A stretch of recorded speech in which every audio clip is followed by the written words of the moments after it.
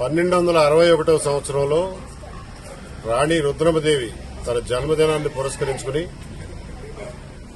వెలగపూడి మందడం గ్రామాల మధ్యన మల్కాపురం అనే ఈ గ్రామంలో ఒక ప్రజా వైద్యశాల, దానికి కావలసినటువంటి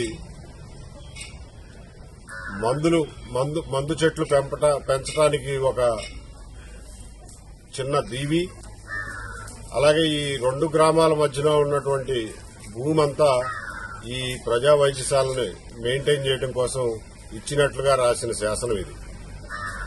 ఇందులోనే వైద్యులు ఉండటానికి, నివసించడానికి, వైద్య పనిముట్లు తయారు చేసే వాళ్ళు ఉండటానికి, అలాగే ఒక ప్రసూతి ఆసుపత్రి, ఒక జ్వర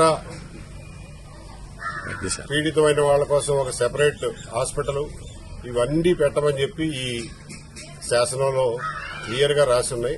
అంతేకాదు కులాలతో సంబంధం లేకుండా అందరికీ ఇక్కడ చికిత్స జరగాలని కూడా స్పష్టంగా రాసి ఉంది.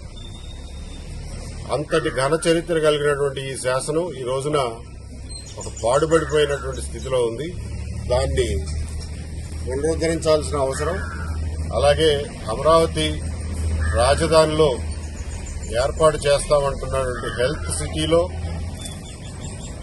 నడి మధ్యలో దీన్ని ప్రతిష్ఠించి దీని ప్రాశస్త్యాన్ని, దీన్ని పురాతనత్వాన్ని ప్రజలందరికీ తెలుసుకునేలాగా చేయాలని చెప్పి మేము అందరం అనుకుంటున్నాం.